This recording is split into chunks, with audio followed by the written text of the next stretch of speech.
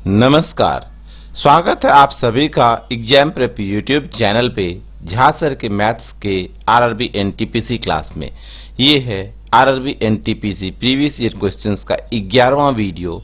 तो चलिए शुरू करते हैं वीडियो, लेकिन एक बार देख लेते हैं शेड्यूल जो कि हमारे चैनल पे चल रही है आरआरबी एनटीपीसी और आरआरसी ग्रुप डी के लिए। सुबह के 10 बजे रीजनिंग मैथ्स की क्लास और शाम के 7 बजे जीके साइंस की क्लास। तो जुड़ जाइए चैनल के साथ। लीजिए, अब पहला प्रश्न आपके सामने है। बी एक काम का 50% 20 दिनों में पूरा करता है। अब सी बी के साथ मिलकर बाकी काम को 4 दिनों में समाप्त कर देता है। सी अकेला उसी काम को कितना दिनों में पूरा कर सकता है? तो देखो क्या बोल रहा है, बी एक काम का 50%। 50% कितना होता है? 1/2। 1/2 भाग कितने दिन में कर रहा है? तो ये कर रहा है 20 दिन में। ठीक है, यहां तक आया समझ? ये तो क्वेश्चन में ही है। ठीक है, अब क्या करना है? तो बी जो है पूरा काम कितने दिन में करेगा? बी को पूरा काम करने में लग जाएगा, एक काम करने में कितना लगेगा? आधा काम 20 दिन में, तो एक काम कम दिन या ज्यादा दिन? ज्यादा दिन लगेगा, इसका 2 गुना लग जाएगा, तो ये लगेगा 40 दिन। अर्थात बी अकेला किसी काम को कितने दिन में करेगा? तो 40 दिन में। क्लियर? चलो आगे बोल रहा है, सी बी के साथ मिलकर बाकी काम को 4 दिन में करता है। तो बाकी काम कितना बचा हुआ है? 1/2 काम हो चुका है, बी ने आधा काम कर दिया है, तो कितना बचा है? 1/2 काम बचा है, जिसको कौन कर रहा है? जिसको सी प्लस बी दोनों मिलके कितने दिन में कर रहे हैं? दोनों मिलके 4 दिनों में कर रहे हैं। ठीक है ना, यहां तक क्लियर? तो ये पूरा का पूरा काम ये दोनों मिलके कितने दिन में कर सकते हैं? C plus B. तो यहां पे डबल टाइम लग जाएगा, तो पूरा काम करने में इनको 8 दिन लगेगा। आगे बोल रहा है सी अकेला उसे कितने दिन में करेगा। ठीक है, तो सी अकेला कितने दिन में करेगा ये हमको अब निकालना है, तो निकाल लेते हैं फटाक से। तो सी प्लस बी 1 दिन में कितना काम करेगा? सी प्लस बी दोनों मिलके 1 दिन में कितना काम करेगा? तो पूरा काम 8 दिन में, तो 1 दिन में कितना? 1 दिन में ये दोनों मिलके करेगा 1/8 भाग काम। यही करेगा ना? बिल्कुल यही करेगा। और यहां से देखो बी पूरा काम 40 दिन में, तो बी 1 दिन में कितना काम? इसका 40वां भाग। बी का 1 दिन का काम कितना हो जाएगा? इसका 40वां भाग, 1/40। ठीक है, यहां तक कोई दिक्कत नहीं ना? चलो, तो अब सी का निकाल लो काम। तो सी जो है वो 1 दिन में कितना काम करेगा भाई? तो 1/8 में से 1/40 को क्या करेंगे? घटा देंगे। 1/8 माइनस 1/40, तो क्या हो जाएगा? यहां लिख देता हूं मैं। ठीक है, 1/8 1/40, तो क्या हो गया? एलसीएम हो गया 40। 5 माइनस 1/40 यानी कि 4/40 भाग काम वो कितने दिन में करेगा? 1 दिन में करेगा। तो सी अकेला पूरा काम कितने दिन में करेगा? 40/4 दिन में। तो 40/4 कितना हो गया ये? तो ये हो गया तुम्हारा 10 दिन। ठीक है ना, समझ आया ना? तो हमारा उत्तर हुआ ऑप्शन नंबर ए। क्लियर? चलो अगला प्रश्न देखो। क्वेश्चन है बच्चे, एक वस्तु को 5% की हानि पर 1235 रुपये में बेचा गया। 10% के लाभ पर वस्तु का विक्रय मूल्य ज्ञात कीजिए। क्या बोल रहा है? 5% हानि हुई तो बेचा गया है 1235 रुपये में। तो मान लेते हैं कि क्रय मूल्य जो है ये कितना है? शुरू में 100 रुपये है। ठीक है, तो हानि है 5%, तो विक्रय मूल्य कितना हो जाएगा? विक्रय मूल्य हो जाएगा बच्चे 100 माइनस 5 यानी कि 95 रुपये। ठीक है, तो क्या हुआ? 100 रुपया में खरीद रहा है और 95 रुपये में बेच रहा है। तो इसका हम लोग क्या निकालेंगे बताओ? यहां से हम लोग निकालेंगे एक्चुअल में क्या है इसका क्रय मूल्य, यही ना? देखो 95 रुपये विक्रय मूल्य है, तो क्रय मूल्य कितना है? तो क्रय मूल्य है कितना? 100 रुपये। ठीक है, 100 रुपया है क्या क्रय मूल्य। तो यहां पे दे रखा है 1235 रुपये विक्रय मूल्य है, तो क्रय मूल्य क्या है? 1235 रुपये विक्रय मूल्य। तो क्रय मूल्य क्या हो जाएगा? क्रय मूल्य हो जाएगा 100/95 गुना 1235, यही होगा। चलो 95 से डिवाइड करते हैं। 95 कम 95 बचा 32, बचा 28 और 28 पे 5 तो 285। 95 तिया 285, तो ये कितना हो गया? विक्रय मूल्य हो गया 1300 रुपये। अब क्या बोल रहा है? 10% के लाभ पर बेचना है, 10% लाभ पर बेचना है।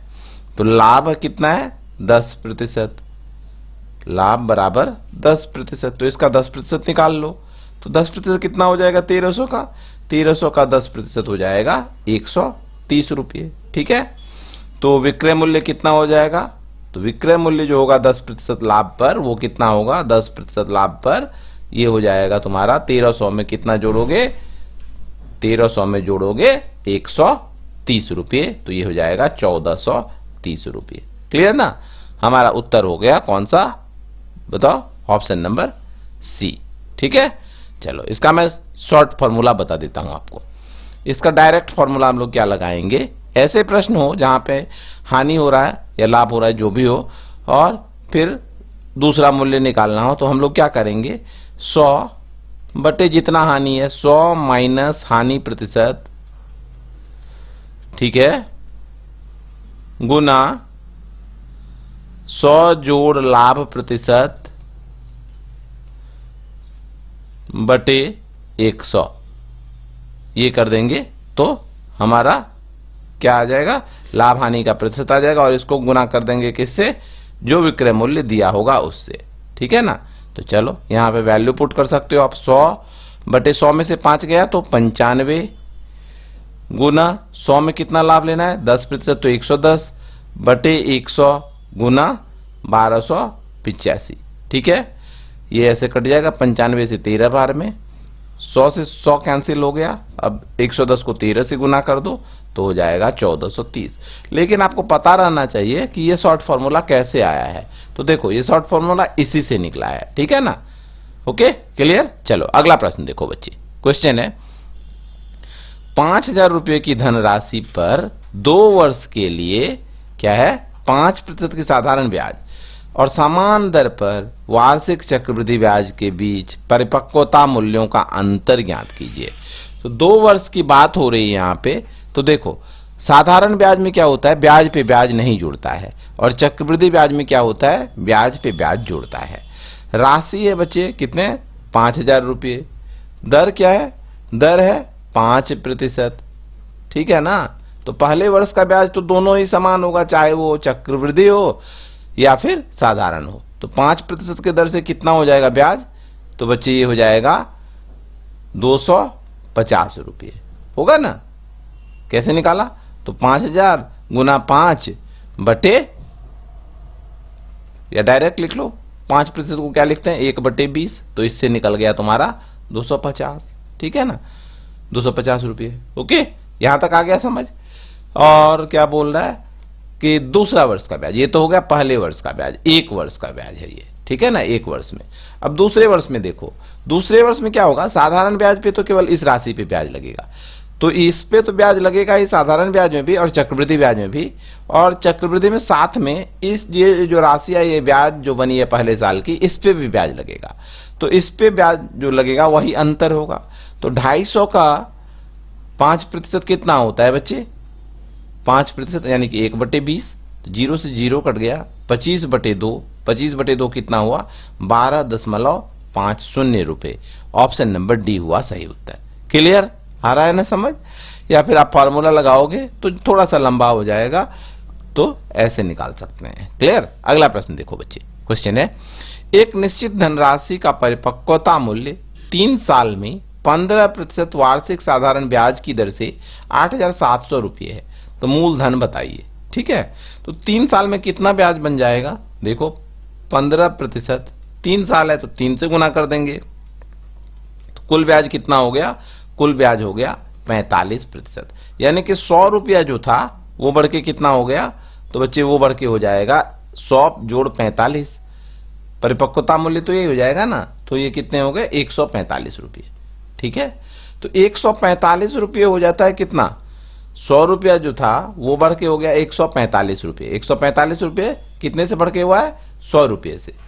तो मूलधन हमको निकालना है, मिश्र धन दिया हुआ है यहां पे 8700 रुपये किससे बढ़ के हो जाएगा? तो ये हो जाएगा 100 बटे 145 गुना 8700। ठीक है, यहां तक समझ आ रहा है? कोई दिक्कत नहीं ना? चलो 5 से काट देते हैं इसको, 29 बचे 145, ये हो गया 20। अब 29 दिया 87 और 2 जीरो है तो 2 जीरो बिठा दिया, दोनों को गुना कर दो तो ये हो जाएगा तुम्हारा 6000 रुपये। तो कितना था मूलधन? मूलधन था 6000 रुपये, ऑप्शन नंबर बी। क्लियर ना? चलो अगला प्रश्न देखो बच्चे। एक वस्तु को 15% के लाभ पर 920 रुपये में बेचा गया। ठीक है, 20% के लाभ पर वस्तु का विक्रय मूल्य ज्ञात कीजिए। ओके, 15% के लाभ पे बेच रहा है 920 में, तो 100 था क्रय मूल्य, इस पे हुआ 15% का लाभ यानी कि 15 रुपए का लाभ, तो विक्रय मूल्य कितना हुआ? 115। तो अब इसका क्या है? क्रय मूल्य हमको निकालना है। 115 है विक्रय मूल्य, तो क्रय मूल्य कितना था बच्चे? क्रय मूल्य था 100 रुपये। ठीक है, आगे बोल रहा है 920 रुपये है विक्रय मूल्य, 15% लाभ के साथ हम बात कर रहे हैं अभी। तो क्रय मूल्य कितना हो जाएगा बच्चे? क्रय मूल्य हो जाएगा 100 बटे 115 गुना 920।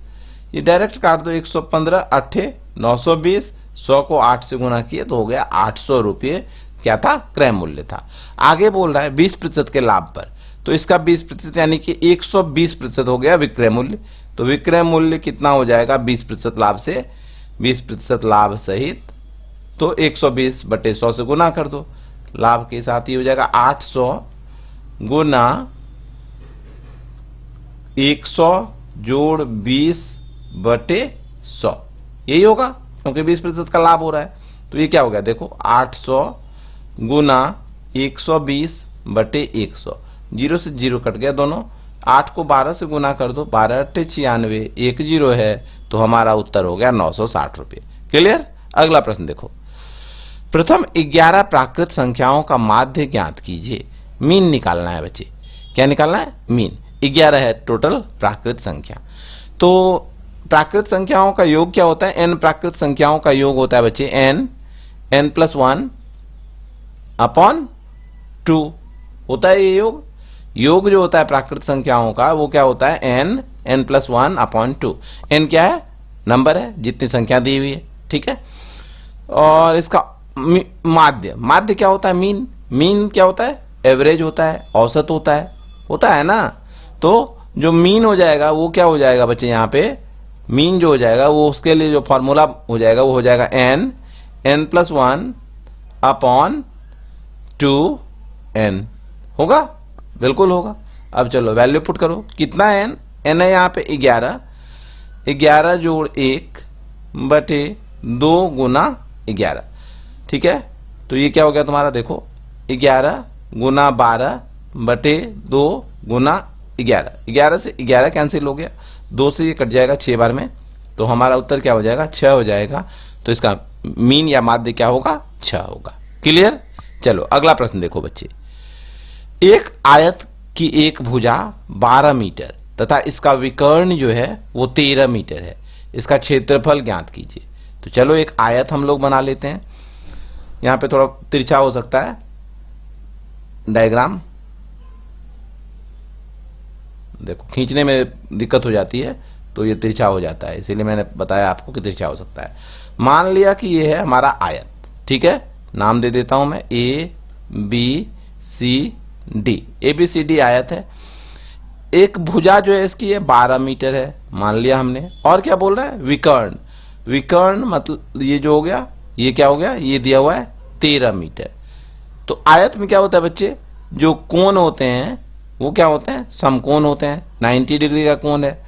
तो आपने पढ़ा होगा कि कर्ण स्क्वायर जो होता है वो लंब स्क्वायर और आधार स्क्वायर के बराबर होता है। तो यहाँ पे AB का वैल्यू हम कैसे निकालेंगे? AB का वैल्यू निकालने के लिए क्या करेंगे? Root under 13 square minus 12 square, ये उसी फॉर्मूला से निकला, कर्ण स्क्वायर बराबर लंब स्क्वायर जोड़ आधार स्क्वायर से। ठीक है, तो यहां पे देखो क्या हो जाएगा, 169 माइनस 144, ये हो गया √25 और √25 का मान कितना हुआ 5। ठीक है, तो ए बी का मान कितना हुआ, ये हो गया तुम्हारा 5 मीटर। क्लियर।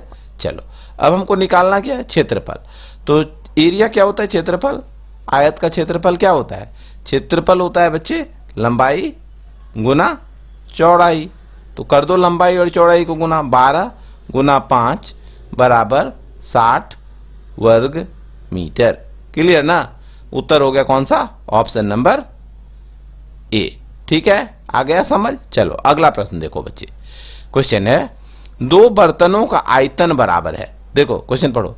दो बर्तनों का आयतन जो है वो बराबर है, जिनमें 1:3 तथा 2:1 के अनुपात में दूध तथा पानी रखा गया है। यदि उन्हें आपस में मिला दिया जाए तो नया अनुपात क्या होगा। ठीक है, मिला दें तो नया अनुपात क्या हो जाएगा, ये बताना है हमको। तो चलो कर लेते हैं फटाफट से। तो दोनों का आयतन बराबर है बोल रहे हैं, तो देखो 1 और 3 कितना हुआ, दोनों को पहले जोड़ लो, क्योंकि हम लोग जो आयतन लेंगे वो इसी हिसाब से लेंगे। 1 और 3 हो गया तुम्हारा 4, और 2 और 1 कितना हो गया 3।